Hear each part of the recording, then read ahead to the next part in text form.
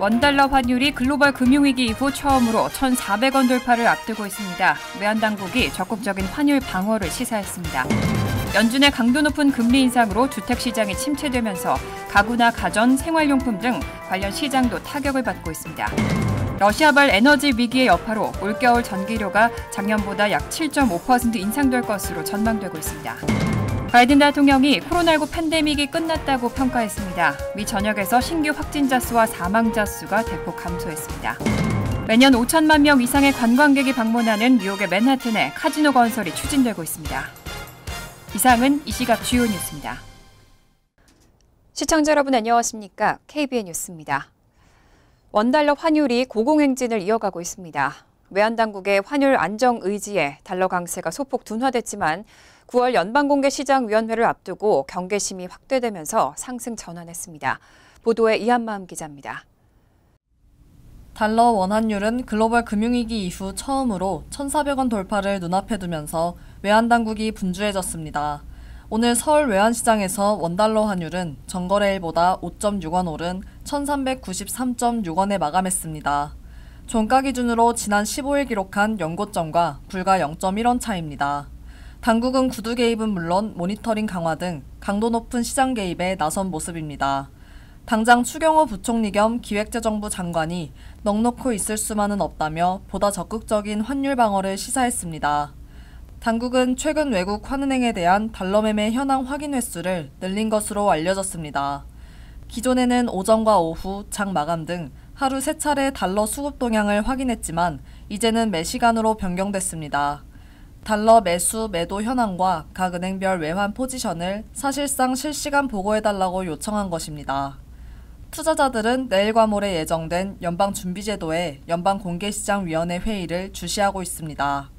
인플레이션 장기화 우려에 연준이 고강도 긴축을 이어갈 것이라는 우려가 이어지고 있습니다. 연준이 회의에서 0.75%포인트 인상 가능성이 우세하지만 1%포인트 인상을 배제할 수 없다는 우려도 여전합니다. 전문가들은 기준금리가 0.75%포인트 이상 인상되면 환율이 1,400원을 넘어 더 높아질 가능성이 크다면서 한미 정상회담에서 통화 스와프가 성사되면 환율이 큰 폭으로 하락할 테지만 성사되지 않으면 1,400원을 돌파할 가능성이 높다고 내다봤습니다. KBN 뉴스 이한마음입니다. 연준의 강도 높은 금리 인상으로 주택담보대출 금리도 인상되고 주택시장은 침체되고 있습니다. 입주나 이사가 줄면서 가구나 가전, 생활용품 등 관련 시장도 타격을 받고 있습니다.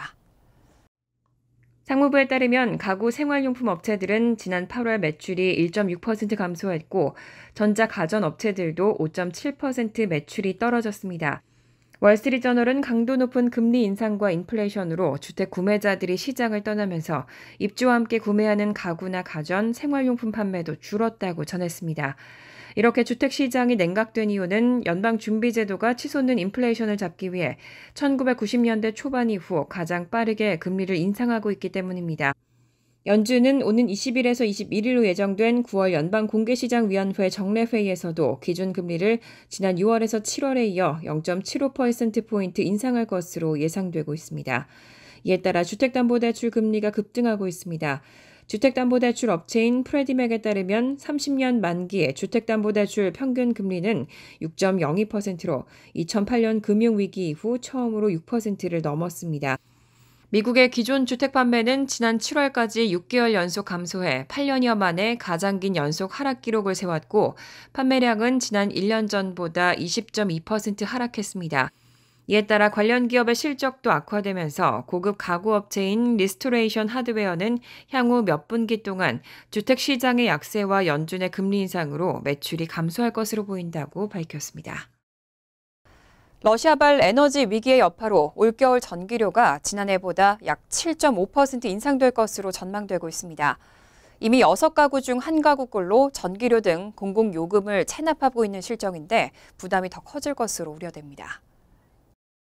에너지정보청에 따르면 올해 주거용 전기료는 평균 킬로와트 시당 14.8센트로 지난해와 비교해 7.5% 오를 것으로 전망됩니다.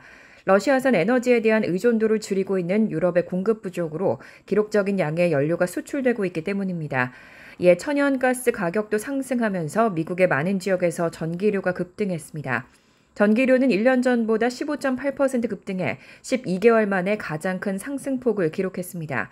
다만 지역별 편차는 큽니다. 뉴 잉글랜드 지역은 재생에너지에 막대한 투자를 진행하고 있지만 여전히 전기 생산을 위해 천연가스에 크게 의존하고 있기 때문에 요금이 더 큰 폭으로 급등하고 있습니다. 커네티컷과 뉴햄프셔 등의 전기 및 천연가스를 공급하는 에버소스 에너지는 지난달 뉴햄프셔에서 요금을 킬로와트 시당 10.67센트에서 22.57센트로 2배 이상 인상했습니다. 국가에너지지원 담당자 협회는 소득이 한정된 가정에는 부담이 더 커질 것이라며 이미 미국 전체 6가구 중 1가구가 전기 등 공공요금을 체납하고 있다고 집계했습니다. 11월 중간선거를 앞두고 최근 실시된 여론조사에서 바이든 대통령의 지지율이 3%포인트 올랐습니다. 민주당과 공화당의 지지율도 동률로 집계되면서 선거 결과를 예측할 수 없다는 평가가 나옵니다. 어제 NBC 뉴스는 최근 실시된 여론조사 결과를 공개하고 민주당과 공화당의 지지율이 모두 46%로 동률을 기록했다고 전했습니다. 지난달의 같은 조사에서는 공화당의 지지율이 47%로 민주당의 지지율 45%를 앞선 바 있습니다. 이번 조사에서 민주당은 흑인의 경우 찬성 77% 대 반대 8%, 18세에서 34세 부문에서는 찬성 57% 대 반대 33%, 대학 학위 소지 백인은 찬성 58% 대 반대 38%, 여성은 53% 대 40%, 라틴계 46% 대 42%에서 찬성이 우위를 보였습니다. 반면 공화당은 남성에서 찬성 53% 대 반대 39%, 백인 54% 대 41%, 무당층 43% 대 37%, 대학 학위가 없는 백인 64% 대 31% 그룹에서 우위를 차지했습니다. 이번 조사에서 중간선거에 높은 관심을 표명한 응답자는 공화당 지지층이 69%, 민주당 지지층이 66%로 나타나 지난달과 비슷했습니다. 한편 이번 조사에서 바이든 대통령의 지지율은 45%로 지난 조사 때보다 3%포인트 올랐고 지지하지 않는다는 응답은 52%로 지난달보다 3%포인트 감소했습니다. 이런 지지율은 지난해 10월 이후 최고치로 주로 여성에서 지난달 47%에서 52%로 올랐고 라틴계 40%에서 48%, 18세에서 34세 연령층 36%에서 48%로 오른 것으로 확인됐습니다. 트럼프 전 대통령의 호감도는 퇴임 직후와 비슷한 수준으로 추락해 34%를 기록했습니다. 지난달 36%에서 2%포인트 하락한 것이자 퇴임 직후인 지난해 4월 32% 이후 가장 낮은 수치입니다. 바이든 대통령이 코로나19 팬데믹이 끝났다고 평가했습니다. 실제로 미 전역에서 신규 확진자 수가 대폭 줄었고 사망자 수도 감소했습니다. 바이든 대통령은 어제 CBS 60분 프로그램에 출연해 코로나19 대유행은 끝났다고 단언하고 여전히 코로나로 문제가 있고 아직 많은 작업이 이뤄지곤 있지만 팬데믹은 끝났다고 강조했습니다. 그러면서 알아차렸는지 모르겠지만 아무도 마스크를 쓰고 있지 않고 다들 컨디션이 좋은 것 같다며 상황이 변하고 있는 것 같다고 덧붙였습니다. 실제로 미국의 코로나 상황은 올해 초 오미크론 바이러스가 우세했을 때보다 확연히 나아졌습니다. 존스홉킨스 대학과 질병통제예방센터에 따르면 18일 기준으로 신규 확진자 수는 7,802명입니다. 지난 7일 평균 확진자 수는 57,341명이었습니다. 올해 1월 한 주간 신규 확진자 수가 79만 4,335명에 이르던 것과는 확연하게 감소한 겁니다. 사망자 수도 줄었습니다. 18일 기준으로 19명이 사망했고 7일 평균 사망자 수는 401명입니다. 올해 1월 한 주 평균 사망자 수는 2,687명, 신규 입원자 수도 112명가량이었던 것과 비교하면 일주일 평균 사망자는 7분의 1 수준으로 떨어졌습니다. 코로나 바이러스에 감염됐다가 회복된 후에도 여러 가지 장기 후유증을 앓는 일명 롱코비드로 고생하시는 분들이 많을 텐데요. 코로나19에 확진되기 전에 우울증과 같은 심리적인 문제를 갖고 있었던 경우에는 이 롱코비드로 시달릴 확률이 최대 50% 더 높다는 연구 결과가 나왔습니다. 하버드 TH첸 공중보건대학원 등에 소속된 연구진은 최근 미국 의학협회 저널 정신의학에 코로나19 확진 전 심리적 문제를 갖고 있었던 경우에는 코로나19 장기 후유증에 시달릴 확률이 최대 50%더 높다는 연구 내용이 담긴 논문을 게재했습니다. 연구진은 2020년 4월부터 지난해 11월까지 진행된 이번 연구에서 당시 코로나에 감염되지 않은 참가자 54,960명을 대상으로 우울증과 불안, 코로나19에 대한 우려와 스트레스, 외로움 등 심리 상태를 주기적으로 측정했습니다. 연구가 진행되는 동안 6%에 해당하는 3,193명이 코로나19에 확진됐고 연구진은 이들 가운데 우울증과 외로움을 겪었던 확진자는 그렇지 않은 확진자보다 롱코비드에 시달릴 확률이 1.32배 높다는 사실을 발견했습니다. 스트레스가 심하면 롱코비드를 겪을 가능성이 1.46배, 불안증이 있으면 1.42배, 코로나19에 대한 우려가 크면 1.37배 컸습니다. 특히 증상이 2개 이상 동시에 있으면 후유증에 시달릴 확률이 50%에 가까운 1.49배 높았습니다. 정신질환이 신체적 질병에 부정적인 영향을 끼친다는 연구 결과가 나온 건 이번이 처음은 아닙니다. 연구진은 이번 연구 결과를 통해 코로나19 감염 전 겪은 심리적인 고통이 감염 이후 상태에 있어 위험 인자가 될 수 있다는 걸 보여준다며 앞으로의 연구는 심리적인 고통과 감염 후에도 남아있는 지속적인 증상을 연결짓는 생물 행동학적 메커니즘이 무엇인지 살펴야 할 것이라고 덧붙였습니다. 최근 남부의 공화당 주지사들이 불법 이민자들을 북부 민주당 지역으로 속속 이송하고 있습니다. 이를 두고 민주당과 공화당 측에서는 뜨거운 논란이 벌어지고 있습니다. 그레그 에버 텍사스 주지사에 이어 유력 대권주자 중 하나인 론 디센티스 플로리다 주지사는 최근 매사추세츠주의 부유층 휴양지인 마서드 비니어드에 주로 베네수엘라 출신의 불법 이민자 약 50명을 전세기로 실어 날랐습니다. 공화당 주지사들은 오는 11월 중간선거를 앞두고 바이든 행정부의 이민 국경 정책에 항의하고 불법 이민자 문제를 부각하기 위한 조치라는 입장이지만 민주당 주요 인사들은 일제히 비판을 쏟아냈습니다. 민주당 소속 에릭 애덤스 뉴욕시장은 어제 CNN 방송과의 인터뷰에서 이것은 인간의 손으로 만들어진 인도주의적 위기라는 점을 분명히 해야 한다며 모두 함께 도와야 할 순간이라고 말했습니다. 애덤스 시장은 함께 노력해야 한다면서 연방정부도 텍사스 주지사도 플로리다 주지사도 마찬가지라고 지적하고 에버 주지사와 드센티스 주지사가 사람을 비인간적인 방식으로 다루면서 기본적인 인권 침해 사례를 보여주고 있다고 비난했습니다. 텍사스주는 코로나19 확진자를 다른 이민자들과 같은 버스에 태워보낸 것은 물론 뉴욕에 도착한 일부 이민자들은 탈수 증세를 보이거나 적절한 식료품을 제공받지 못했다고도 덧붙였습니다. 상원 민주당 원내총무인 딕 더빈 의원도 이날 NBC 방송과의 인터뷰에서 공화당 주지사들이 무력한 사람들을 이용하고 있는 한심한 일이고 이들이 정치적인 목적으로 불법 이민자들에게 고통을 주고 있다고 지적했습니다. 이에 공화당은 디센티스 주지사와 에버트 주지사를 옹호하면서 불법 이민자 문제는 연방정부가 초래한 것이라는 입장을 재확인했습니다. 올해 뉴욕시에서 범죄나 화재 발생 또는 긴급한 환자 발생 신고에 대응하는 응급 출동이 더 늦어진 것으로 나타났습니다. 팬데믹 이전에는 평균 10분대였는데 지난해 7월부터 올해 6월 말 평균은 12분 44초나 걸렸습니다. 지난 16일 공개된 2021-2022 회계연도 뉴욕시장 관리 보고서에 따르면 시 최초 대응부서의 응급출동에 소요되는 시간이 눈에 띄게 증가했습니다. 지난해 7월부터 올해 6월 말까지 굴리를 통한 범죄 신고 시 출동에 소요된 시간은 평균 12분 44초로 이전 회계연도 평균 11분 40초와 비교하면 9.1%가 늘어났습니다.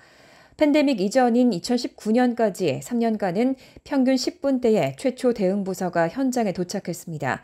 하지만 2020에서 2021 회계연도부터 11분대를 넘어섰습니다.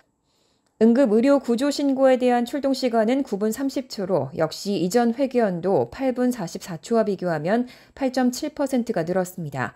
화재 대응 시간도 지연되고 있습니다. 화재 건수는 이전 회계연도 24,359건에서 2021-2022 회계연도 23,387건으로 4.2% 감소했지만 화재 진압을 위한 출동 시간은 5분 1초로 3.1% 증가했습니다. 이에 대해 조안 아리올라 뉴욕시의원은 경찰 등 필수 인력의 퇴직 사태로 인한 인력 부족이 가장 큰 이유라고 분석하고 공공안전을 위해 이 문제를 반드시 해결해야 한다고 강조했습니다. 이에 대해 에릭 애담스 뉴욕시장 대변인은 공공안전이 에릭 애담스 행정부의 최우선 과제라면서 최초 대응자가 제대로 된 서비스를 제공할 수 있도록 필요한 모든 조치를 취할 것이라고 밝혔습니다. 매년 5천만 명 이상의 관광객이 방문하는 뉴욕의 맨하튼에 카지노 건설이 추진되고 있습니다. 한 부동산 개발업체와 세계적인 카지노 재벌 윈 리조트가 손을 잡았습니다. 뉴욕타임즈는 지난 16일 뉴욕의 부동산 개발업체 릴레이티드 컴퍼니스와 세계적인 카지노 재벌 윈 리조트가 카지노 허가를 받기 위해 손을 잡았다고 보도했습니다. 두 회사가 카지노 건설 예정지로 지목한 곳은 뉴욕시에서 마지막 남은 개발구역으로 꼽히는 맨하튼 남서부의 허드슨 야드입니다. 현재 뉴욕시의 도박시설로는 맨하튼에서 이스트리버를 건너야 하는 퀸즈 지역에서 영업 중인 리조트 월드뿐입니다. 다만 리조트 월드는 슬롯 머신 외 포커나 블랙잭 등 카드 게임이 불가능합니다. 때문에 허드슨 야드에 카지노가 들어서게 될 경우 뉴욕시에서 명실상부한 첫 번째 카지노로 기록될 것이라는 전망이 나옵니다. 앞서 뉴욕주 의회는 지난 4월 뉴욕시와 인근 지역에 최대 3개의 카지노를 허가하기로 결정했고 에릭 애덤스 뉴욕시장은 최소 2개의 카지노는 뉴욕의 5개 자치구 안에 설치돼야 한다는 입장을 밝혔습니다. 이에 메이저리그 뉴욕 매치의 구단주인 스티븐 코어는 퀸즈에 위치한 홈구장 근처에 카지노를 신설하기 위해 카지노 재벌 하드락과 협상을 벌이고 있습니다. 또 퀸즈의 리조트 월드를 비롯해 뉴욕시 북부 용커스에서 영업 중인 엠파이어시티 카지노도 뉴욕시 진출을 노리고 있습니다. 간추린 소식입니다. 연방정부가 수감자 고문 논란이 불거졌던 쿠바 관타나모 수용소 폐지를 추진합니다. 월스트리트저널은 소식통을 인용해 바이든 행정부가 수감자 이송을 감독할 특사로 고위 외교관을 취임 후 처음으로 지명하는 등 수용소 폐쇄를 밀어붙이고 있다고 전했습니다. 관타나모 수용소는 2001년 9.11 테러가 발생하자 조지 W. 부시 대통령이 테러 용의자 등을 수용하기 위해 이듬해 쿠바에 연 시설입니다. 하지만 고문 등으로 인권 침해 논란이 끊임없이 제기됐고 오바마 행정부가 폐쇄를 추진했지만 정치권의 반대로 무산된 바 있습니다. 캐시 호컬 뉴욕 주지사는 지난 16일 뉴욕 주민들에게 연방 학자금 대출 구제와 관련된 사기 시도에 대해 각별히 주의할 것을 당부했습니다. 최근 연방정부의 학자금 대출 탕감 정책이 발표되자 학자금 대출자에게 금전적 이득을 취하고 개인정보를 빼내는 식의 사기 시도가 크게 증가하고 있습니다. 이들은 정부기관을 사칭해 차용인에게 접근한 후 조기 구제, 특별 접근, 자격 보장식의 문구를 내세워 소요되는 비용을 요구하는 것으로 알려졌습니다. 뉴욕시 교육국은 16일 지난해 10월 코로나19 백신 접종을 거부하고 1년 무급 휴가를 선택했던 약 1,300명의 뉴욕시 공립학교 소속 교직원 가운데 지난 9월 5일까지 최소 1회 백신 접종을 마치지 않은 교사와 보조교사 등 약 850명을 추가 해고했다고 발표했습니다. 이로써 지난해 무급 휴가조차 거부해 이미 해고된 약 1,100명의 교직원을 포함해 뉴욕시에서 백신 접종을 거부해 해고된 교사는 2,000여 명에 달하게 됐습니다. 시 교육국에 따르면 무급 휴가를 선택했던 약 1,300명의 교직원 가운데 교사 225명과 보조교사 135명 등 450명은 최소 1회 백신을 접종해 가을 학기 개학에 맞춰 학교에 복직했습니다.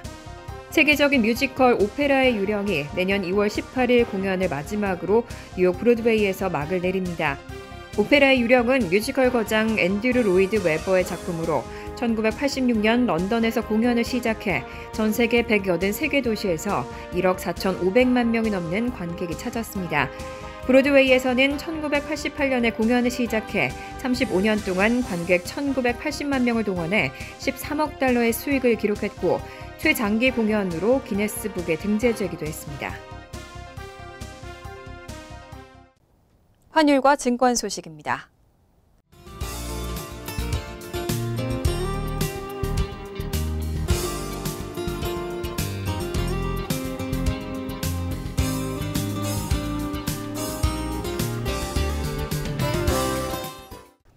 이어서 날씨입니다. 화요일은 대체로 화창하겠습니다. 낮 최고 기온은 80도, 섭씨 27도, 밤 최저 기온은 64도, 섭씨 18도로 예상됩니다. 수요일 역시 화창하겠지만 저녁 이후로는 소나기 내릴 가능성이 있습니다. 목요일은 대체로 화창하겠지만 오전 한때 소나기가 내리는 곳도 있겠습니다. 이상으로 KBN 뉴스를 마칩니다. KBN과 함께 즐거운 저녁 되시기 바랍니다.